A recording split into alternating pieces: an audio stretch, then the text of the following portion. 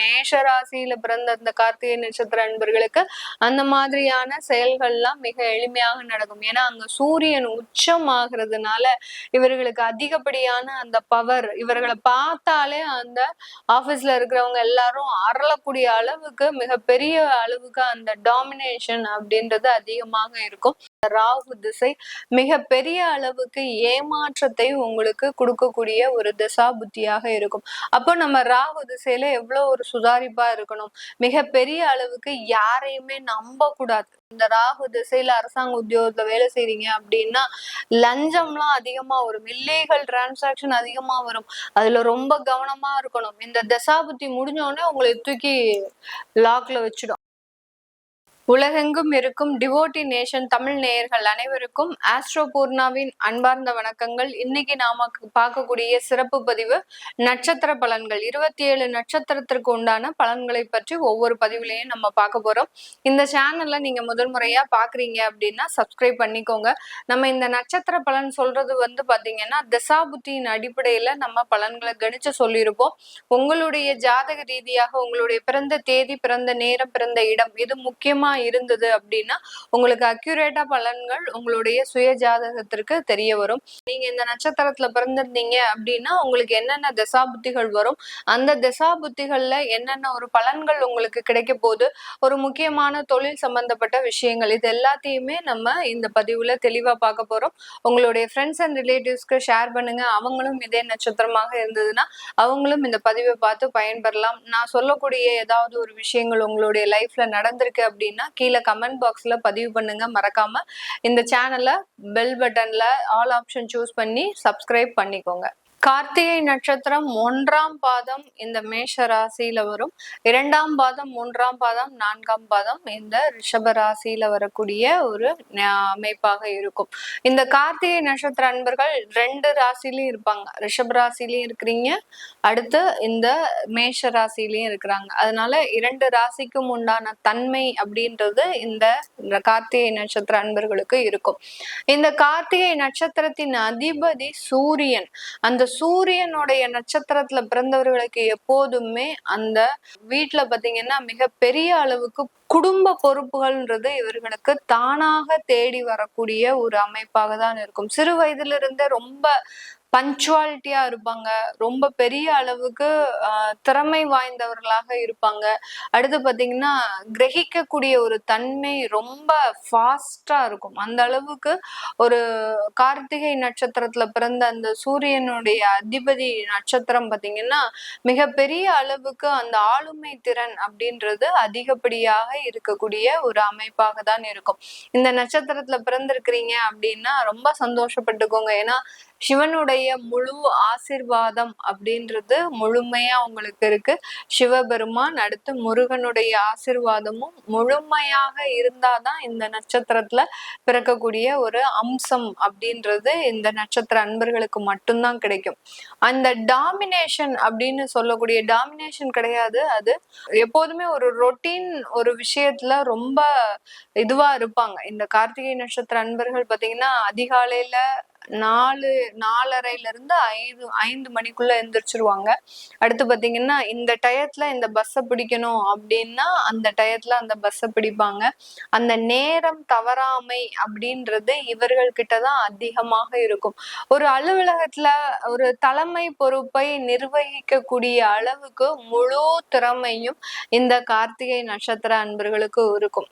யார் யாரெல்லாம் அந்த ஒரு அலுவலகத்துல மேனேஜர் லெவல்ல இருக்கிறாங்க, இல்ல பெரிய டைரக்டர் லெவல்ல இருக்கிறாங்க, ஒரு சிஇஓவா இருக்கிறாங்க, இப்படி எல்லாம் இருக்கிறவங்களுக்கு பாத்தீங்கன்னா இந்த மாதிரியான நட்சத்திரங்கள் அதிகப்படியாக இருக்கும்.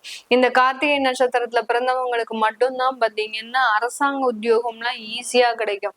அந்த அரசாங்கத்தின் சப்போர்ட் அப்படின்றது மிக எளிமையாக கிடைக்கும். இவர்கள் போய் அரசாங்கத்துல போய் ஏதோ ஒரு தனக்கு தேவையான சில விஷயங்களை போய் கேட்டாங்க அப்படின்னா உடனே நடக்கக்கூடிய ஒரு அமைப்பாக தான் இருக்கும். கார்த்திகை நட்சத்திரத்துல பிறந்தவர்கள் எப்போதுமே ப்ராப்பர்ட்டி ரிஜிஸ்டர் பண்ணும்போது இவர்கள் அந்த பத்திரப்பதிவு ஆபீஸ்க்கு போனாங்க அப்படின்னா மிக எளிமையாக வேலை முடியக்கூடிய ஒரு அமைப்பாக தான் இருக்கும். அதுலயும் மேஷ ராசியில பிறந்த அந்த கார்த்திகை நட்சத்திர அன்பர்களுக்கு அந்த மாதிரியான செயல்கள்லாம் மிக எளிமையாக நடக்கும். ஏன்னா அங்க சூரியன் உச்சம் ஆகுறதுனால இவர்களுக்கு அதிகப்படியான அந்த பவர், இவர்களை பார்த்தாலே அந்த ஆபீஸ்ல இருக்கிறவங்க எல்லாரும் அரளக்கூடிய அளவுக்கு மிகப்பெரிய அளவுக்கு அந்த டாமினேஷன் அப்படின்றது அதிகமாக இருக்கும். இந்த கார்த்திகை நட்சத்திரத்துல பிறந்த பெண்களாக இருக்கிறீங்க அப்படின்னா தன்னுடைய குடும்பத்தை எல்லாத்தையுமே தான் நிர்வகிக்கக்கூடிய ஒரு அமைப்பாக இருப்பாங்க. அந்த இடத்துல மற்றவர்கள் எல்லாமே டம்மியா தான் இருப்பாங்க. இவர்கள் தான் அந்த குடும்பத்தை ஆளுமை செய்யக்கூடிய அதிகாரப்பூர்வமிக்க ஒரு நபராக இந்த கார்த்திகை நட்சத்திரத்துல பிறந்த பெண்கள் இருப்பாங்க. ஒரே வீட்டுல 2 கார்த்திகை நட்சத்திரம் இருக்கு அப்படின்னா அந்த இடத்துல பாத்தீங்கன்னா 2 பேருக்கும் டக் ஆஃப் வார் தான் அதிகமா வரும். இவர் சொல்றதை அவங்க கேட்க மாட்டாங்க, அவங்க சொல்றதை இவங்க கேட்க மாட்டாங்க. அந்த அளவுக்கு அந்த 2 ஒரே நட்சத்திரம் ஒரே வீட்டுல இருக்கும்போது பெரிய அளவுக்கு இந்த நட்சத்திரம் செல்லுபடி ஆகாது. அந்த அளவுக்கு மிகப்பெரிய அளவுல பிரச்சனைகளும் அதிகப்படியாக வரும். இந்த கார்த்திகை நட்சத்திர அன்பர்களுக்கு இயர்லியர் மேரேஜ் அப்படின்றது செட் ஆகாது. 21 வயது அப்படின்றது இவர்களுக்கு பெரிய அளவுக்கு திருமண வயது கிடையாது. 25 வயதை கடந்த அன்பர்களுக்கு மட்டும்தான், இந்த கார்த்திகை நட்சத்திர அன்பர்களுக்கு மட்டும்தான் அந்த திருமண வாழ்க்கை மிக பெரிய அளவுல நல்ல சீரும் சிறப்புமாக இருக்கும்.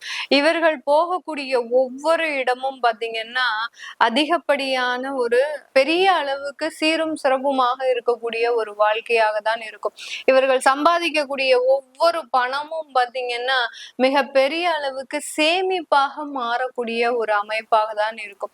இந்த நட்சத்திரத்துல பிறந்த அன்பர்களுக்கு சூரிய திசை ஸ்டார்ட் ஆகும். சூரிய திசை ஒரு 6 வருடம், அடுத்து சந்திர திசை ஒரு 10 வருடம், அடுத்த செவ்வாய் திசை 7 வருடம், அடுத்து பாத்தீங்கன்னா ராகு திசை 18 வருடம். இந்த கார்த்திகை நட்சத்திரத்துல பிறந்தவர்களுக்கு இந்த காலகட்டத்துல உங்களுக்கு அதிகப்படியாக வாழ்க்கையை துளைத்த காலங்கள் அப்படின்னு பாத்தீங்கன்னா இந்த ராகு திசையில நல்லா சம்பாதிச்சு நல்லா எல்லாத்தையும் கோட்டை விட்டவங்க நம்ம கார்த்திகை நட்சத்திர அன்பர்கள் தான். ஏன்னா தன்னுடைய பணத்தை ரிஷபராசியும் சேர்ந்தவர்களாக இருக்கிறாங்க இல்லையா, அதனால வருமானம் வர வர மற்றவர்களுக்கு தானம் தர்மமா கொடுப்பாங்க.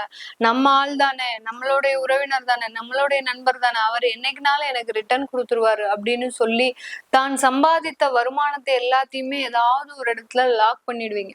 அதுதான் அந்த ராகு திசை மிக பெரிய அளவுக்கு ஏமாற்றத்தை உங்களுக்கு கொடுக்கக்கூடிய ஒரு திசா புத்தியாக இருக்கும். அப்போ நம்ம ராகு திசையில எவ்வளவு ஒரு சுதாரிப்பா இருக்கணும், மிக பெரிய அளவுக்கு யாரையுமே நம்ப கூடாது. இந்த கார்த்திகை நட்சத்திர அன்பர்கள் உங்களுக்கு ராகு திசை நடக்குது அப்படின்னா உங்களுக்கு அந்த வயது பாத்தீங்கன்னா 35 வயது அப்படி இருக்கும்.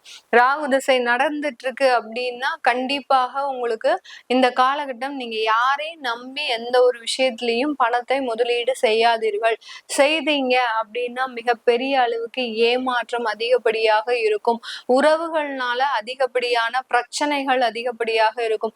ஒரு பக்கம் நீங்க ஃபாரின்ல இருந்து சம்பாதிச்சு வீட்டுக்கு அனுப்பிச்சுக்கிட்டே இருப்பீங்க. இன்னொரு பக்கம் இந்த வீட்டுல இருக்கக்கூடியவர்கள் அந்த காசை என்ன பண்ணுவாங்கன்னு அவங்களுக்கே தெரியாது. நீங்க வரும்போது கேட்டா கூட கணக்கு கூட சொல்ல தெரியாது. அந்த அளவு இருக்கு. அந்த வருமானமாகப்பட்டது கடல்ல கரைச்ச உப்பு மாதிரி காணாம போயிடும். அந்த அளவுக்கு உங்களுடைய எனர்ஜி, உங்களுடைய உழைப்பு எல்லாமே வீணா போகுவதற்கு உண்டான ஒரு அமைப்பு தான் இந்த ராகு திசை. ராகு திசை நல்ல ஒரு வருமானத்தையும் கொடுக்கும். கடல் கடந்து சென்று வருமானத்தை ஈட்டக்கூடிய ஒரு திறமை இந்த கார்த்திகை நட்சத்திர அன்பர்களுக்கு இருக்கு. அதே சமயத்துல அரசாங்க உத்தியோகம் பெறவங்களுக்கு எல்லாம் இந்த ராகு திசை மிகப்பெரிய அளவுக்கு சப்போர்ட்டிவா இருக்கும். அரசாங்கத்துல இருக்கிறதுக்கு உண்டான அந்த பதவி உயர்வுகள், சின்ன லெவல்ல நீங்க வேலையை ஆரம்பிச்சீங்க அப்படின்னா மிகப்பெரிய அளவுக்கு செக்ரட்டரியேட் லெவலுக்கு உங்களுக்கு உயர்ந்த பதவிகள் எல்லாம் வர்றதுக்கு வாய்ப்புகள் இருக்கு. இந்த ராகு திசையில அரசாங்க உத்தியோகத்துல வேலை செய்றீங்க அப்படின்னா லஞ்சம்லாம் அதிகமா வரும், இல்லீகல் டிரான்சாக்சன் அதிகமா வரும்.